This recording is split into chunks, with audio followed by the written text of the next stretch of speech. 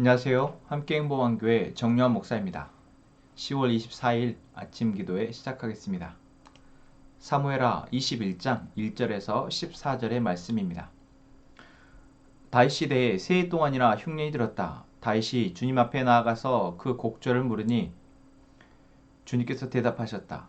사울과 그의 집안이 기브온 사람을 죽여 살인죄를 지은 탓이다. 다윗은 기브온 사람을 불러다가 물어보았다. 기브온 사람은 본래 이스라엘 백성의 자손이 아니라 아모리 사람 가운데서 살아남은 사람들이며 이미 이스라엘 백성이 그들을 살려주겠다고 맹세하였는데도 사울은 이스라엘과 유다 백성을 편파적으로 사랑한 나머지 할 수 있는 대로 그들을 다 죽이려고 하였다. 다윗이 기브온 사람에게 물었다. 내가 당신들에게 어떻게 하면 좋겠소? 내가 무엇으로 보상을 하여야 주님의 소유인 이 백성에게 복을 빌어 주시겠소? 기브온 사람들이 그에게 말하였다. 사울이나 그의 집안과 우리 사이의 갈등은 은이나 금으로 해결할 문제가 아닙니다. 우리는 이스라엘 사람을 죽일 생각은 없습니다. 다윗이 그들에게 물었다. 그러면 당신들의 요구가 무엇이오? 내가 들어주겠소. 그들이 왕에게 말하였다. 사울은 우리를 학살한 사람입니다. 그는 이스라엘 영토 안에서는 우리가 어느 곳에서도 살아남지 못하도록 우리를 몰살시키려고 계획한 사람입니다. 그의 자손 가운데에서 남자 7명을 우리에게 넘겨주시기를 바랍니다.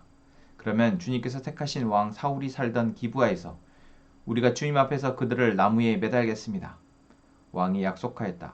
내가 그들을 넘겨주겠소. 그러나 다윗은 사울의 아들인 요나단과 그들 사이에 계시는 주님 앞에서 맹세한 일을 생각하여 사울의 손자요 요나단의 아들인 무비보셋은 아껴서 빼놓았다. 그 대신에 왕은 아야의 딸 리스바가 사울과의 사이에서 낳은 두 아들인 알모니와 무비보셋을 붙잡고 또 사울의 딸 메랍이 무얼라 사람 바르실레의 아들인 아드리엘과의 사이에서 낳은 아들 5을 붙잡아다가 기브온 사람의 손에 넘겨주었다. 기브온 사람이 주님 앞에서 그들을 산에 있는 나무에 매달아 놓으니 그 7이 다 함께 죽었다. 그들이 처형을 받은 것은 곡식을 거두기 시작할 무렵 곧 보리를 거두기 시작할 때였다. 그때에 아야의 딸 리스바가 굵은 베개로 만든 천을 가져다가 바윗돌 위에 쳐놓고 그 위에 앉아서 보리를 거두기 시작할 때로부터 하늘에서 그 주거미로 가을비가 쏟아질 때까지 낮에는 공중의 새가 그 주거미에 내려앉지 못하게 하고 밤에는 들짐승들이 얼씬도 하지 못하게 하였다. 아의 딸이며 사울의 첩인 리스바가 이렇게 하였다는 소문이 다윗에게 전해지니 다윗이 길르앗의 야벳으로 가서 사울의 뼈와 그의 아들 요나단의 뼈를 그 주민에게서 찾아왔다. 블레 사람이 길보아 산에서 사울을 죽일 때에 블레 사람이 사울과 요나단의 시신을 벳산의 광장에 매달아 두었는데 거기에서 그 시신을 몰래 거두어 간 이들이 바로 길르앗의 야베스 주민이다. 다윗이 이렇게 사울의 뼈와 그의 아들 요나단의 뼈를 거기에서 가지고 올라오니 사람들이 나무에 매달아 죽인 다른 사람들의 뼈도 모아서 사울의 뼈와 그의 아들 요나단의 뼈와 함께 베냐민 지파의 땅인 셀라에 있는 사울의 아버지 기스의 무덤에 합장하였다. 사람들이 다윗이 지시한 모든 명령을 따라서 그대로 한 뒤에야 하나님이 그 땅을 돌보아 주시기를 비는 그들의 기도를 들어주셨다. 아멘. 오늘 우리는 사무엘하 21장을 보게 됩니다. 그리고 사무엘하 21장부터는 어떤 다윗의 시대의 마지막을 정리하는 이야기 같습니다. 그리고 오늘 그 중에서도 21장은 특별히 다윗의 시대에 있었던 한 3년간의 흉년에 대한 이야기를 보여주고 있습니다. 그리고 그 흉년의 때 다윗이 하나님께 그 이유를 묻죠. 그랬을 때 하나님께서는 다윗에게 말씀하십니다. 사울과 그의 집안이 기브온 사람을 죽여 살인죄를 지은 탓이다. 여러분 기브온 주민 기억나십니까? 오늘 본문에서도 언급하고 있지만 바로 우리가 주일 말씀을 통해서 봤던 그 여호수아서에서 나온 그 기브온 주민입니다. 이스라엘 백성들을 두려워해서 살고자 여호수아와 그 지도자들을 속여서 목숨을 건지게 된 그 기브온 주민. 그리고 하나님은 그 기브온 주민과 여호수아의 어쩌면 잘못된 약속이었지만 그 약속을 통해서 기브온 주민을 살려주시죠. 근데 그 살림이 어디까지 오고 있습니까? 오늘 이 사무엘하 21장까지 오고 있는 것입니다. 기브온 주민을 학살했던, 그래서 그들로 하여금 고통 가운데 하나님 앞에 울부짖게 만들었던 이 죄로 인해서 지금 이스라엘은 3년이나 흉년이 들었다라는 것입니다.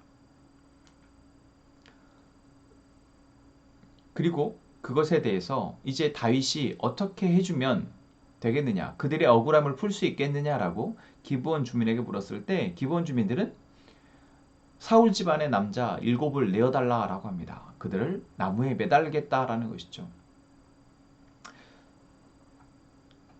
그리고 다윗이 사울 집안의 남자 7을 내어주자 그들은 나무에 매달습니다.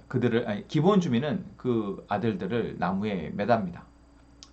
그리고 이 죽음으로 인해서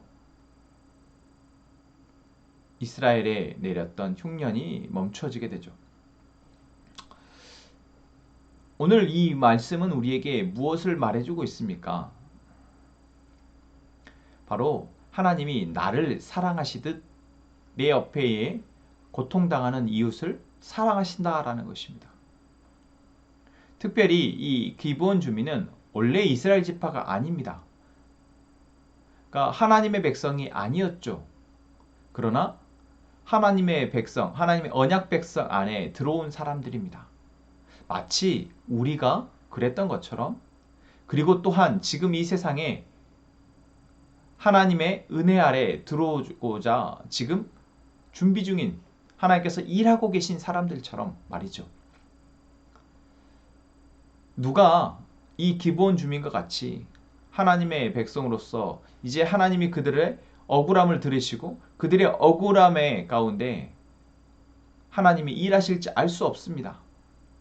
그래서 우리는 가능한 한 내 옆에 나와 함께 살아가는 형제와 이웃을 사랑하는 마음을 잃지 않아야 한다라는 것입니다.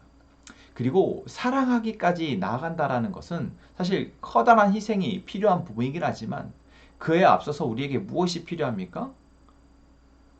그저 그들을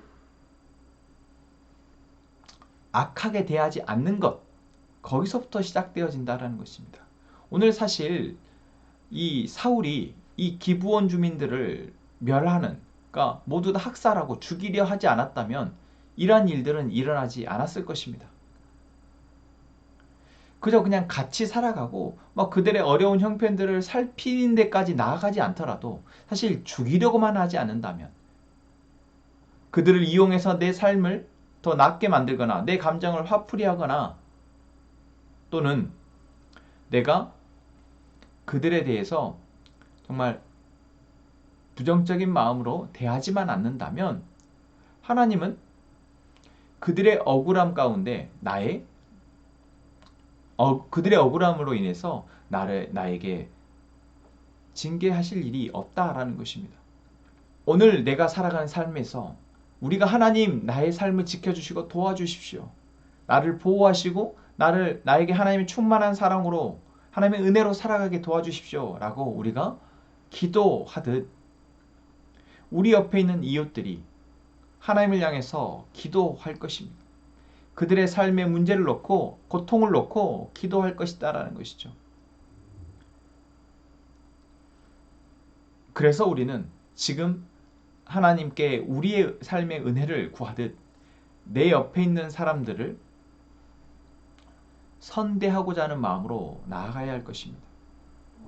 그것이 그들을 향한 어떤, 그들을 살리고 그들을 회복하는 데까지 나아가는 사랑까지 나아가지 않는다 할지라도 적어도 그들을 인격적으로 대하고 그들의 형편과 상황에 대해서 그래도 마음을 두는 그러한 우리가 되어야 할 것이다 라는 거죠. 또한 이것은 무엇입니까? 우리가 살아간 삶에서 나만 잘 된다고 우리가 평안하고 행복할 수 없다라는 것입니다. 나은 사람의 행복은 나은 사람에 국한된 것이 아니고 내 옆에 있는 사람들의 행복과 직결되어집니다. 여러분, 우리가 사회에서 뉴스를 보자면 정말 자신의 삶의 고통 때문에 자기 삶만 망가뜨리는 것이 아니라 자기 주변에 문제를 일으키는 사람들을 많이 보게 됩니다. 내가 우울하고 내가 고통스러우니까 너도 고통을 당해야 돼 라고 하면서 주변에 있는 사람들을 아프게 하는 것이죠. 또한 그들이 저지른 어떤 사건과 사고들이 많은 사람들을 고통스럽게 합니다. 여러분, 그래서 우리는 내 옆에 있는 이웃을 위해서 기도하고 그들에게 하나님의 사랑을 나누어 주어야 한다라는 것이죠. 오늘 본문이 바로 우리에게 그것을 말해줍니다. 사울왕의 자손 가운데 7명의 아들들로 인해서 그 희생으로 인해서 이스라엘의 흉년은 멈춰지게 됩니다. 여러분, 오늘 내가 나의 기도가 들어지지 않는다고 할지라도 내 옆에 울고 있는 사람들의 눈물이 그쳐진다면 그것이 나로 인해서 나의 조그마한 선행이나 조그마한 사랑의 마음으로 인해서 되어진 것이라면 어쩌면 그로 인해서 하나님은 우리를 더 사랑하시며 우리의 삶을 하나님의 사랑으로 더 충만케 하시지 않을까 싶습니다. 사랑하는 함께 행복한 가족 여러분, 오늘도 또한 이 한 주도 그러한 하나님의 사랑으로 우리와 우리 옆에 있는 이웃을 위해서 기도하며 나아가는 저희가 되기를 소망합니다. 기도합시다. 하나님, 오늘도 우리가 하나님의 말씀을 묵상합니다. 이 말씀이 우리를 살립니다. 이 말씀이 우리의 길이 되어주십니다. 하나님, 오늘 우리가 우리를 아끼고 사랑하듯 우리를 위해서 기도하고 우리를 위해서 간구하듯 우리 주변에 신음하는 이웃을 돌아보게 하여 주옵소서. 그들을 위해서 기도하게 하시고 그들에게 하나님의 사랑을 나누어주는 저희가 되게 하여 주옵소서. 이 마음을 잊지 않게 도와주시고 그들을 선대하는데 항상 우리가 그 선대함을 선택하게 하여 주옵소서. 그리하여 함께 하나님의 사랑을 누리며 함께 웃을 수 있도록 도와주옵소서.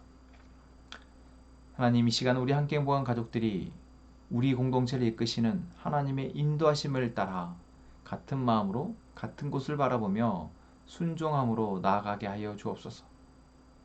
하나님, 광주 온교회와 최현열 목사님과 그 사역을 위해서 기도합니다.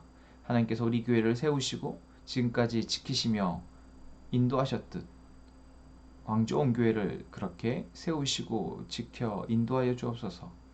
또한 그것을 앞장서 나가시는 최현열 목사님과 목사님이 하시고자 하는 그 사역 가운데 하나님 은혜를 베풀어 주옵소서. 하나님, 이 시간 우리의 기도를 들으시며 하나님의 사랑으로 응답하실 것을 기대합니다. 예수님의 이름으로 기도합니다. 아멘.